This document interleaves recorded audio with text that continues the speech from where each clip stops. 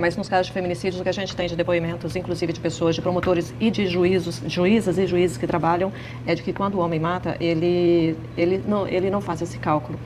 Olha, mas é uma discussão muito longa. Eu queria saber a opinião do senhor. Só deixar bem claro que eu discordo e as políticas baseadas em evidência não só no Brasil, mas ao redor do mundo, elas vão na linha contrária. O poder de dissuasão por penas e certeza de punição, ele tem um efeito no mundo inteiro. Entendi. Olá, estamos no ar com o CB Poder Especial em clima de esquenta para as eleições de 2026, aqui na TV Brasília e redes sociais do Correio Brasiliense. Eu, Adriana Bernardes e a minha colega Mariana Niederauer recebemos o pré-candidato à presidência da República pelo partido Missão, Renan Santos. Candidato, seja muito bem-vindo, obrigada pela presença. Muito obrigado, uma honra estar aqui com vocês, vai ser um prazer trocar ideia. Vamos começar com um assunto que não se fala em outra coisa aí no país, que são o surgimento desses áudios aí expondo a relação do presidenciável, do pré-candidato à presidência Flávio Bolsonaro, com o ex-banqueiro do Master, o Daniel Borcaro. O senhor considera que, diante desse cenário, Flávio Bolsonaro se sustenta como candidato à presidência? Veja, a família Bolsonaro, ela só existe politicamente se ela continuar participando de eleições. O objetivo da candidatura do Flávio, esse ano, era manter a liderança sobre o bloco, mesmo se perdesse para o Lula. Entretanto, isso tem limites. A briga ali dentro do PL e dentro do próprio bolsonarismo é assim, eles vão até o fim com uma candidatura que hoje eles têm certeza de derrota e ainda assim mantém uma certa liderança sobre aquilo que a gente chama de antipetismo, ou se desiste de vez, o que seria, do ponto de vista político, o fim da família como uma marca política poderosa. Então, esse é o dilema nesse instante. O tamanho do escândalo, eu não imagino que ele se importe tanto. Ele só se importa com o tamanho do dano, não com o tamanho do escândalo. Só que mesmo parte dos eleitores dele, isso a gente precisa entender, né? Nem todo antipetista é bolsonarista, mas todo bolsonarista é antipetista. Então, uma parte que realmente defende os Bolsonaro sob qualquer circunstância, eu acho que eles vão ficar com os Bolsonaro até debaixo d'água. Agora, o eleitor que é antipetista, mais urbano, mais jovem, esse já falou, não, isso aqui é demais pra mim, não dá pra transigir com isso. E como é que o senhor acha que vai ficar as demais candidaturas da direita nesse contexto? Você tem dois caminhos bem claros. Um é o do Ronaldo Caiado e do Romeu Zema. Ambos eles se colocam como o número 2 dos Bolsonaro. Olha, eu sou muito leal ao capitão, estou com você. Minha primeira proposta, se me tornar presidente da República, é anistiar o Bolsonaro. Porque eles querem avisar para o eleitor bolsonarista. Se não for o Flávio, sou eu, tá? Mas o discurso mudou nos últimos dias. Exatamente. O Zema bateu pesado, assim, logo que saíram as gravações do Flávio. Mas agora? Quando teve a rachadinha, eles não tinham essa opinião? Quando o Bolsonaro errava na pandemia, eles não tinham essa opinião? Quando houve escândalos envolvendo barras de ouro no Ministério da Educação do Bolsonaro, eles não tinham essa opinião. Eles nunca tiveram essa opinião. Quando o Bolsonaro fez acordos com o STF, que eles tanto denunciam, ele não tinha essa opinião. Então, agora, eu do ponto de vista político, eu chamo isso de trairagem. Eu sempre fui muito reto com os Bolsonaro, e essa é outra estratégia. Que não é bem uma estratégia, é uma questão valorativa. Eu acho o Bolsonaro um péssimo presidente e um líder ruim. E essa é a minha questão com ele. E eu denunciava isso quando o Bolsonaro era muito popular, enquanto era presidente da República. Não é o mesmo que eles fizeram. Portanto, uma parte desse eleitor que vai se frustrar com o bolsonarismo vai se lembrar, bom, esses caras, como eu, falavam que, olha, Bolsonaro estava errado desde aquela época. Outra só está procurando uma continuidade daquilo. Eu acho que é uma disputa de teses, e aí espero que minha tese esteja certa. E qual que é a sua tese? Porque a pesquisa Atlas Intel mostrou que a sua candidatura ganha, de certa forma, com uma saída, né, um cenário sem Flávio Bolsonaro. Posso ser muito honesto? Por favor. Eu não ganhei tanto quanto as pessoas imaginam. Eu estava apresentando já um crescimento consistente na Atlas, porque eu era o mais desconhecido e eu faço uma conversão eleitoral. O que é uma conversão? Eu chamo aqui. Uma coisa é, não há o Flávio, vou no Zema. Não há o Flávio, vou no Caiado. A outra é, eu acredito no projeto desse cara. Eu estou fazendo isso, tanto que há uma outra pesquisa, Nexus, que mostra que eu viro eleitores do Lula, eleitores que votaram no Lula na última eleição e eleitores dos Bolsonaro. É um modelo diferente, é um convencimento de tese. Então, quem mais se beneficiou do ponto de vista estritamente eleitoral na Atlas foi meio que empatado eu e o Zema. Foram os dois que mais se beneficiaram nisso. Mas o tipo de construção que eu estou fazendo não depende tanto disso. Eu vou fazer um processo de conversão, naturalmente, se eu me tornar mais conhecido, se eu continuar em veículos de imprensa, o voto que sai do Flávio, ele vem para mim numa intensidade maior. Mas eu não vou seguir necessariamente esse caminho, porque eu acho que não é um caminho correto do ponto de vista da liderança. Um líder não pode ficar seguindo o caminho de outro. No sentido de que havia uma fila de pessoas seguindo os Bolsonaro e eles seguem um caminho apontado pelo Bolsonaro, aguardando o erro deles. Eu tenho que apontar o meu caminho. Por isso, quando eu precisava apontar os erros do Bolsonaro, eu apontei. Agora, ainda falando sobre a pesquisa, o senhor tem um desempenho muito bom entre os jovens. E um discurso que fala muito bem com as redes sociais, TikTok, Instagram, né? Agora, num eventual governo seu, como é que o senhor pretende governar um país que está envelhecendo rápido? Como é que o senhor vai chegar a esse eleitor? E como é que o senhor vai governar para esses eleitores, que majoritariamente são pessoas mais velhas? São duas perguntas de um. Como eu ganho e depois, após ganhar, né? O que eu vou fazer em ambos os casos. No primeiro caso, como eu ganho, todo fenômeno de massas, de uma novidade política, a direita começa, em geral, com homens jovens. E a esquerda, em geral, com mulheres jovens. Você pode pegar o fenômeno do Mandame em Nova York, ele começa com mulheres jovens, a esquerda. E a direita, você vai pegar o Milley, o próprio Trump, o próprio Bolsonaro. Começou com homens jovens, depois se espraia. Eu estou vivendo esse processo. Eu sou uma novidade, uma nova tese, mais a direita, e aí eu vou conversar mais com os jovens. Só que a própria pesquisa Atlas mostrou o seguinte. Veja, eu quase não tinha votos depois dos 25 anos. Hoje, dos 25 aos 35, eu já tenho 12%. Isso eu não tinha antes. Eu tinha muito pouco voto feminino. Ele aumentou também. A desproporção vai reduzindo. Então, esse processo de aumento do conhecimento, em especial com as pessoas acima de 25 anos, vai permitir, volto a colocar, um crescimento meio maior entre as mulheres. E aí um processo de espraiamento etário para cima, vamos colocar aí. E qual a política que o senhor tem para o país? Eu não preciso adotar. Desculpa te interromper, eu não preciso mudar a estratégia, porque o que eu falo, se eu colocasse a cabeça do Flávio Bolsonaro e mostrasse o que eu falo para um eleitor bolsonarista, ou por vezes a cabeça do Lula com o que eu falo para o eleitor lulista, ele fala, concordo com ele. Tá, mas qual é a política do senhor para governar o país, num eventual governo seu, levando em consideração que o senhor tem uma influência muito grande com esse público mais jovem, mas vai governar para um país que é majoritariamente de pessoas mais velhas, que está envelhecendo muito rápido e que necessita de políticas em todas as áreas para essa nova população que tem demandas que o país desconhece ainda, porque até um tempo atrás o Brasil era um país muito jovem. Perfeito. Aí estamos falando especialmente de SUS. Se eu falar em atendimento às pessoas mais velhas, eu estou falando de um país que tem um sistema único de saúde que, em muitos termos, ele era, e ainda é, por parte da população, alvo de críticas. Eu mesmo criticava o SUS pelo elemento centralizado dele. Mas veja só a ironia do destino. Hoje, com a inteligência artificial, com o machine learning, sistemas de saúde centralizados levam grande vantagem sobre os descentralizados. Para isso, a gente precisa colocar prontuário único e outros instrumentos como machine learning, que vão pegar, vamos dizer, todas as visitas que uma pessoa fez numa UPA, numa UBS, fez os exames, ocorrências que essa pessoa teve, e você tem uma capacidade preditiva, isso o machine learning usa, para permitir que o sistema de saúde saiba, olha, essa pessoa vai desenvolver diabetes, essa pessoa pode ter uma doença coronária, essa mulher pode desenvolver um câncer de mama conforme ela se aproxima da terceira idade. Logo, eu faço as políticas preventivas. A China está indo por esse caminho, o sistema de saúde da Inglaterra está indo por esse caminho, Salvador por esse caminho, e nós vamos também. Prontuário único, ter integrado nesse prontuário machine learning, usar a inteligência artificial a nosso favor, e a gente vai ter uma revolução muito efetiva nesse tratamento, que é um tratamento que atinge demais, de maneira muito positiva, as pessoas mais velhas.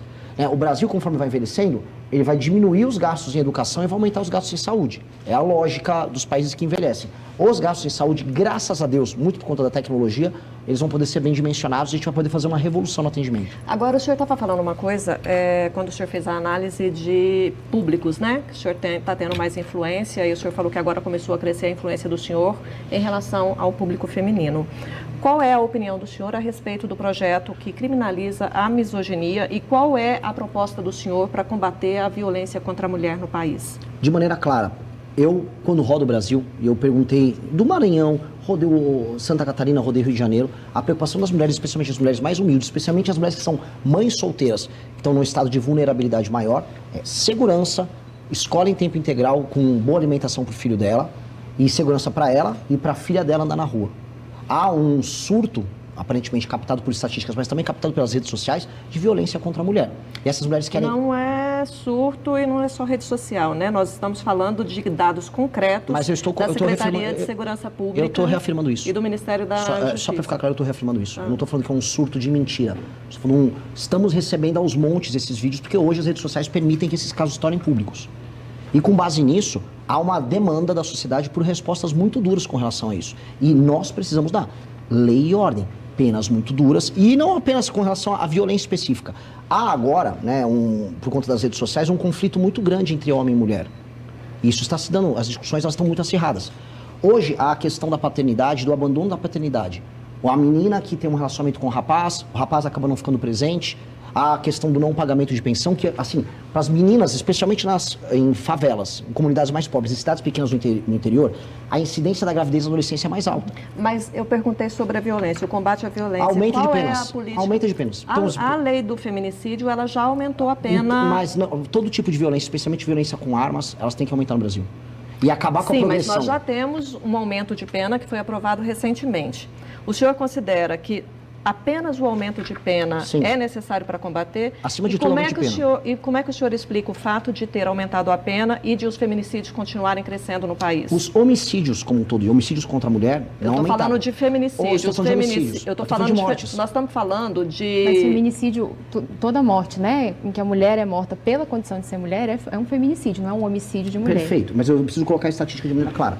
Homicídios como um todo contra a mulher diminuíram. Agora, e isso é um termo bom para a gente poder medir, violência contra a mulher dentro de casa, violência por, vamos dizer, algum tipo de motivação dessa natureza, o cara agrediu uma mulher por ser mulher. Hoje você tem uma métrica que não existia.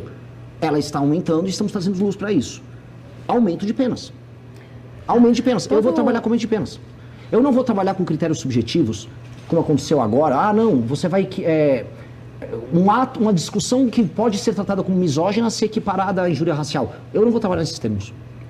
Não vou trabalhar porque traz uma subjetividade que não é bom nem para a relação homem-mulher, entre homens e mulheres de boa fé, então, e nem o senhor é como contra a criminalização da... A lei da misoginia? Sou contra. Sou profundamente contra essa lei.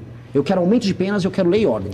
Agora, o senhor falou que vai trabalhar principalmente com o aumento de pena. Quando a gente fala em aumento de pena, pré-candidato, a gente fala de uma situação em que a mulher já foi assassinada, ela já foi exterminada e ela já deixou órfãos e deixou pais órfãos, irmãos órfãos e amigos órfãos. E antes disso, qual que é a sua proposta? O elemento que tem o maior poder de dissuasão para o cometimento de crime é justamente a certeza da punição. Perry Chiquida, estou falando agora política pública baseada em evidência.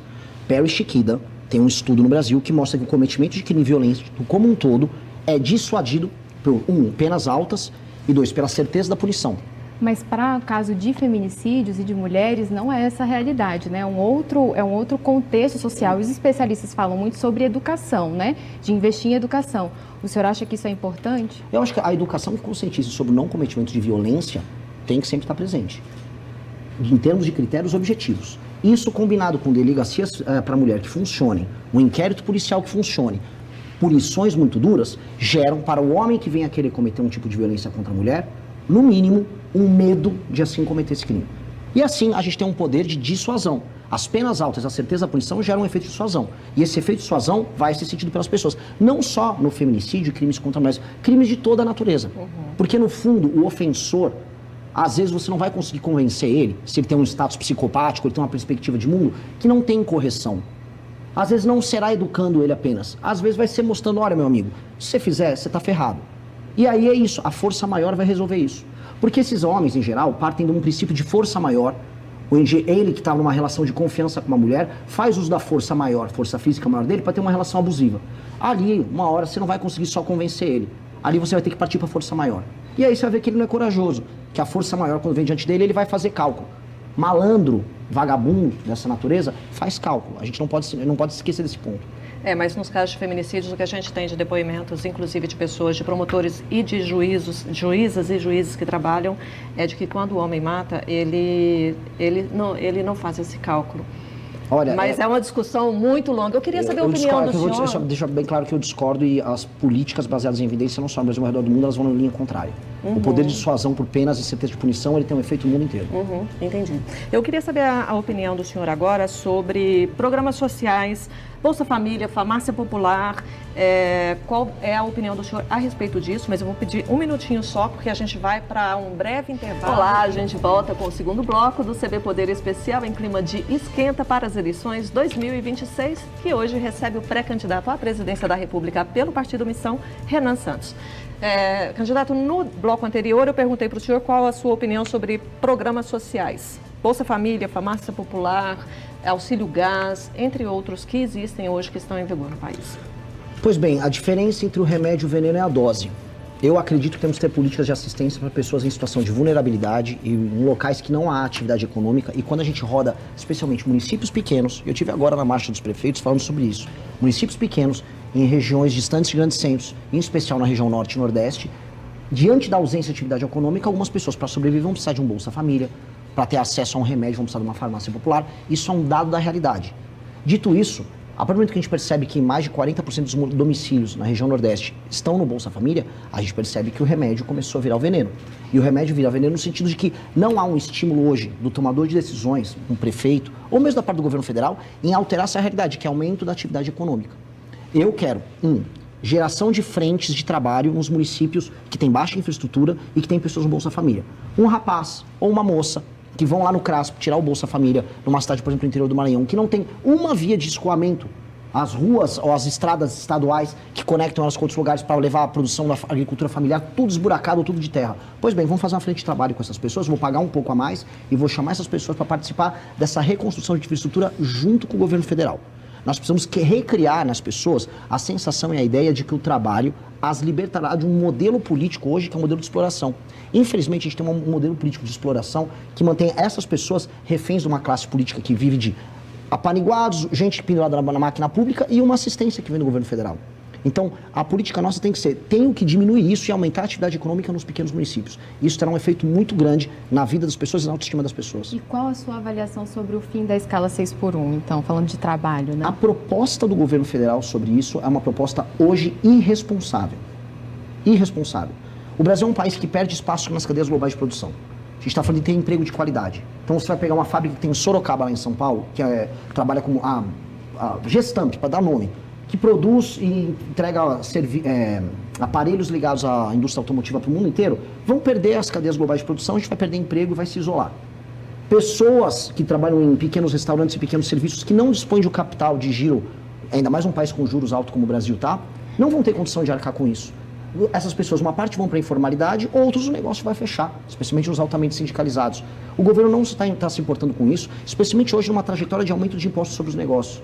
Então, o que nós precisamos fazer? Nós precisamos flexibilizar o mercado de trabalho, aumentar a agenda de competitividade do Brasil. O que o senhor chama de flexibilizar o mercado de trabalho? As pessoas têm que ser mais autônomas para fazer contratações e demissões. E as relações de trabalho entre as partes... O senhor está falando de trabalho sem a CLT? Sim. Até porque negociação direta, empregado-patrão? Empregado e patrão, mantendo a existência de sindicatos e, na verdade, ampliando a existência de sindicatos para um modelo de competição entre sindicatos nas mesmas áreas e setores e regiões. Mas para quem não tem sindicato? Não é sindicalizado? Você está no país que você tem sindicato até para onde você não precisa.